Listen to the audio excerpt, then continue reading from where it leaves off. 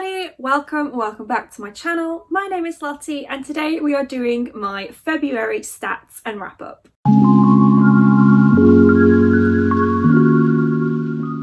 So in February I read a total of 7 books, which I think is great. I managed to complete all of my TBR scrolls. TBR, I did have one more book on my TBR, which was The Girl Who Fell Beneath the Sea by Axie O. I unfortunately wasn't able to get to that. It was an ARC I received from NetGalley. I'm hoping I can read it at some point in the next few months, just because I like to keep on top of ARCs, because otherwise why did I ask for them? But as you all know, my March TBR is really full at the moment, so I'm not sure when I'll be able to get to that. It has already been released, so that's the only book on my TBR that wasn't able to get to, but I did read 7 other books, 5 of which were on my actual TBR. Before we talk about the books that I read, I will run you through my statistics as usual. So in February I read a total of 2,890 pages, which is slightly less than I read in January. However, that does equal 103 pages per day, so I'm still reading my target of 100 pages per day on average. Obviously February has less days in it, so I'm still reading as much as I would like to be reading, which is great. And in terms of my star ratings, I had a really strong reading month in February because I read 5 4-star books and 2 5-star books, so I read a lot of good books and 2 became great. In terms of genre, I read a total of 5 fantasy books, 1 contemporary and 1 literary fiction. If we look at the binding, though I am thinking of renaming this category into just media, I read 6 physical books and 1 mixed media, which is when I listen to the audiobook and read it physically as well. For format, I read 6 novels and 1 graphic novel, and for our publication age category thing, I read 3 young adult books and 4 adult. So now for the books. I started off February with a little bit of mood reading. As you know, I got a bunch of books around my birthday, and one of them was one I have been dying to read, and it is Olympus by Rachel Smythe. This is a graphic novel adapted from a webtoon comic all about Hades and Persephone. It is a adult fantasy romance graphic novel series. I absolutely loved this. I rated it 5 stars and I can't wait for the next one to come out. We are getting 2 volumes in 2022, which I'm super excited about, and I've already got them pre-ordered because I just loved this so much. The art style in this is absolutely gorgeous, and this is essentially 300 pages of pining. I love Hades and Persephone's relationship and how they got to know each other in this volume, and I'm really excited to see where their story goes next. I just loved it so much. It was so beautiful. It was sad and romantic. I will give a trigger warning in this for sexual assault / rape. There was a scene towards the end that I found quite distressing, so please be aware of that when you are going into this graphic novel, but it was absolutely beautiful, and I have recently discovered I love graphic novels, I love comics, and I really want to read more, but sadly they are really expensive, so I'm investing in a subcategory of my reading hobby that is going to cost me more than normal.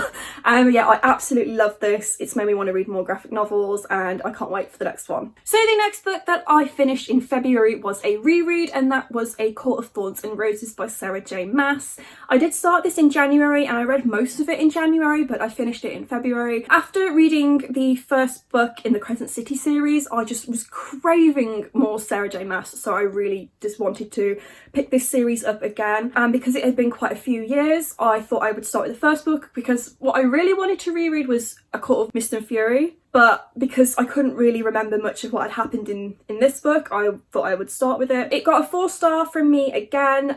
This is not my favourite Sarah J. Maas book, but it is I think of it as a very long prologue to A Court of Mist and Fury, and I did decide to tab every sort of little mention of Reese in there, so that's all the little purple you can see, and then there's a pink one and a blue one in there that I absolutely cannot remember what I tabbed for.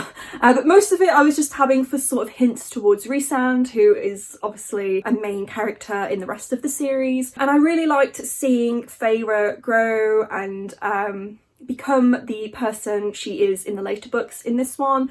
It's also quite interesting to see again sort of how Tamlin changes as a character without giving too much away. Tamlin is the love interest in this book, but he is not the endgame love interest, as most of you will probably know. So it was quite interesting to see how differently he's portrayed in this book compared to the rest of the series. But I'm super glad that I decided to reread this. I'm hoping that I can fit in rereading the rest of the books in the series at some point throughout the year. I'm not going to put them on any TBRs because they are rereads. But I really enjoyed revisiting Prythian once again and revisiting the very start of what is one of my favourite series. So next I finally got started on my actual February TBR, and so the first book I decided to pick up for that was Moxie by Jennifer Mathieu. This is a young adult contemporary book about a teenage girl who goes to a very sexist school, and she sort of gets the courage to fight back against like sexist dress codes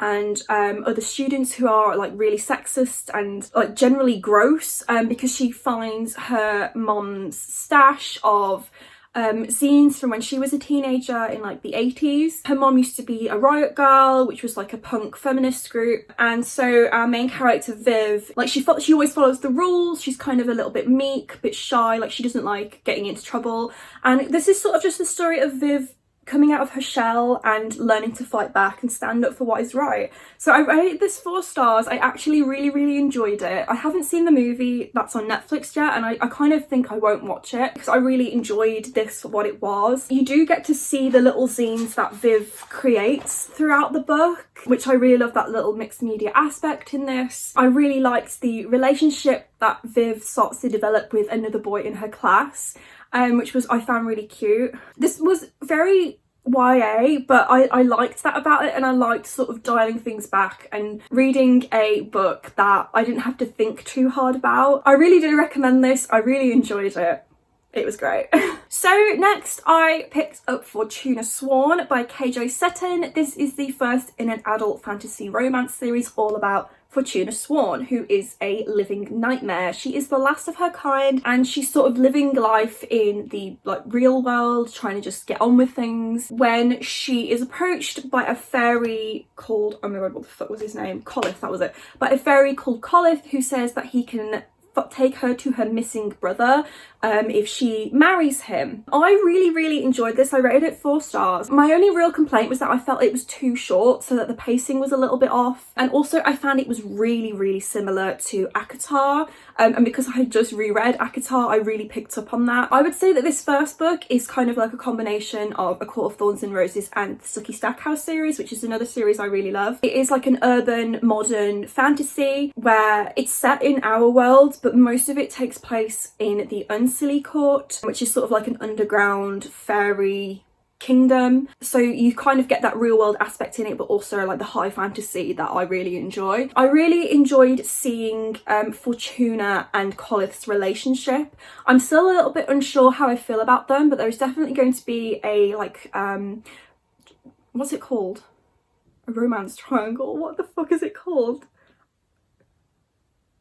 It's not a romance triangle, a love triangle. Oh my god.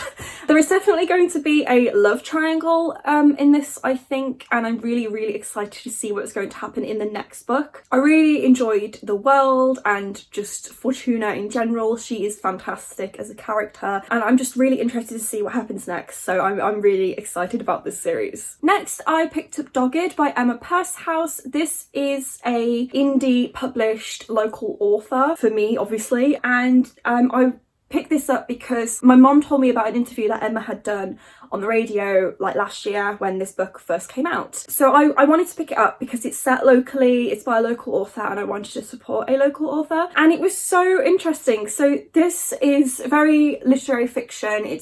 Emma is a poet, and this is her first novel, so it was quite interesting to see her like writing, and it wasn't lyrical in a sense, but it's sort of had that like almost flowery language flow The dialogue in this is written in Black country dialect, which I found really interesting, which can be quite jarring if you're not used to like the accent and how we tend to pronounce things in this area. But as someone from this area who deals with the public every day and speaks to people who speak in Black country dialect, it was quite easy for me to understand. So in this book we are following a cast of characters, mainly Marilyn Grundy, who has just won the lottery. She's in her 70s, I think. Her neighbour Nancy Maddox, who Marilyn has asked to look after some of her lottery winnings, who is also in her 70s. We're following Marilyn's son Daniel, who is a drug addict and has just learned that his mom has won the lottery, so he's trying to sort of basically steal her winnings so that he can spend them all on drugs. And we are also following Marilyn's dog, who has several names throughout the book.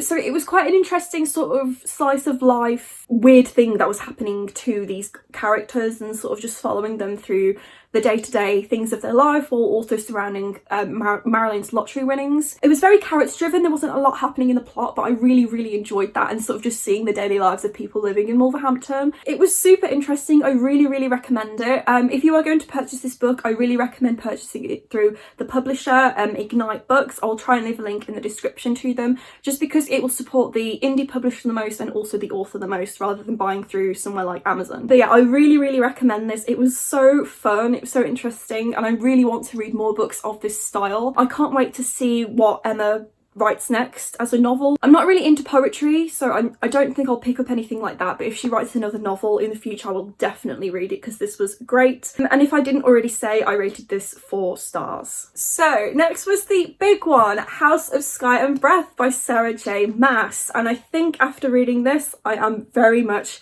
fantasy romanced out. I need a break from it. So this book is 801 pages or something. How do I talk about this book? This is obviously one of my most anticipated reads of the year, especially following the first book, House of Earth and Blood, that I only read last month. I really enjoyed it. I rated it 5 stars, but because I used the core pile system to sort of average out a star rating based on different aspects of the book, it literally only just made 5 stars. It got the lowest score that you could get for 5 stars, which I think is 9.0. I have very mixed feelings about this book. Personally, I feel like it was way too long, but there is so much that happens in this. There are so many characters with their own plot lines. I feel like it had to be 800 pages in order for Sarah J Maas to fit all of that in. I did say I was going to vlog my spoilery thoughts while I read this, but I had COVID while I was reading it, which could have impacted my enjoyment of it because I wasn't feeling very well. So that's why I didn't vlog it, because I wasn't well. I did think it was too long. I really enjoyed revisiting the world and the characters. I love all of the characters in this. They are like a warm hug. I think this series is Sarah J Maas's best series to date. I think my main issue with this is that it didn't have the same emotional impact on me as the first book did. With the first book, I basically had to binge read the last 300 or so pages because it was non-stop action. It had me crying every 5 pages because so much was happening, and it was a really emotional book. And the first book had the emotional impact on me as a series finale, whereas this didn't make me cry at all. It made me sad in parts, but there is nothing in this in particular that was emotionally jarring, and I think because I didn't have that emotional connection to it, I just didn't like it as much. I'm not saying that every book has to be dramatic and heart-wrenching to make me like it. It's just I think I was expecting to feel the same way going into this and I didn't. I kind of feel the same level of deflated after reading this as I did reading Empire of the Vampire, and that's probably because I hyped it up so much in my head that it was a little bit of a letdown. With regards to the massive shock ending that everyone has been talking about, I'm kind of really neutral about it. I don't want to talk about it too much because I don't want to give away spoilers, especially because this is such a new book and so many people are reading it and are still yet to finish it. I will just say I don't particularly mind the ending. I had my own personal opinions on what happens in the ending, and I'm not particularly bothered about it. It's exciting and I'm interested to see where it will go, but I'm not mad about it, but also I kind of could have lived without it as well. I did like it. I am definitely going to continue on. I feel like I'm saying I didn't like it, but at the same time it was 5 stars to me. I really enjoyed it and I enjoyed the journey, but I don't know, it just wasn't what I was expecting, I suppose. And especially with regards to the main thing of Sarah J Maas's books that I love, which is her romances. Bryce and Hunt are a couple that I love, but I do feel like in this, their relationship was a little bit cheapened, I suppose. What I like about the first book is the sexual tension and the almosts that happen in that book with them, and then in this one, like, their relationship does, you know, turn up the dial, and I feel like after a certain point they are literally either always fucking or always thinking about fucking, and I'm like, guys, please, like, there are bigger things at stake right now. So yeah, I liked it, I enjoyed it, it was 5 stars. I just wish that it had done more for me. But yeah, I can't wait to see what happens with the next one, whenever that will come out, which will probably be like 2 years time at this point. And finally, the last book that I read in February was City of Ashes by Cassandra Clare. I listened to this while also reading it physically, and I rated it 4 stars like the first book. So this is my first time reading the Mortal Instruments series. I am really enjoying it. It's just very much a product of its time, sort of like old-fashioned YA, I would describe it, because it was published in 2008, and I feel like YA published like 15 years ago is very different to YA that is published today. This is a direct continuation on to what happened in the first book, and I feel like things are getting like higher stakes, more dramatic, and from what little I know about like Cassandra Clare's Shadowhunters world, I feel like we are definitely getting like hint drops of things that are going to happen in later series, like the Infernal Devices series. I really enjoyed Simon's character development in this. He has quickly become one of my favourite characters compared to the first book, where he really just got on my nerves. And there is also a relationship in this which makes me cringe so much. I can understand what Cassandra Clare is doing with this relationship because of the nature of it and the age of the characters involved, but I kind of wish that it hadn't even happened in the first place to have to get to this point where they are dealing with the aftermath of events. Obviously you'll know what I'm talking about if you have read this series. So I did like this. I'm looking forward to reading the next one. I just feel a little bit disconnected to it, I think, because I listened to it more than I read it, and I feel like I'm not engaging so much with the story when I listen to audiobooks. But it was super funny, it was really like high stakes, like dramatic, all that jazz. So these are the 7 books that I read in February. I had a really good reading month, and I'm really happy with everything that I read. I just feel like when we got to Crescent City, things started to peter off, and I probably lost my momentum just because it is such a long book. I really wish that I could take a break from 800-page fantasy books, but as you all know, the Priory of the Orange Tree is on my March TBR, so yeah. But I had a pretty good reading month. I really enjoyed all of these books, and yeah, I'm excited to dive into March and see what it has in store. So my favourite book of February was Lore Olympus by Rachel Smythe. This just gave me all the gooey feelings inside, and I absolutely loved it. I can't wait to read the next one. My most disappointing book was House of Sky and Breath. I know, I gave it 5 stars, and yet it's my most disappointing book. I just think I overhyped it in my head, and I was expecting so much more, and it just didn't deliver for me, and I feel really sad about it. I need to stop building books up in my head, because they are never what I'm going to anticipate. And I think because I went into the first book not really knowing anything and not expecting anything, that's why I enjoyed it so much. So yeah, I'm really hoping book 3 can bring this back up to me and make this like an all-time favourite series. And finally, my most surprising book of February was Dogged. I just didn't really know what to expect going into this, and it surprised me. I'm glad I enjoyed it so much, and I'm definitely excited to read more literary fiction in the future. So thank you all so much for watching. I feel like I have powered through this wrap up, so hopefully it isn't too long and too much of a drag for you to have got through. Yes, if you enjoyed this video, please give it a big thumbs up, and let me know in the comments down below if you have read any of these books before and what you thought of them. If you would like to leave a comment but you don't know what to say, leave me a little dog emoji for Dogged, because dogs, you know.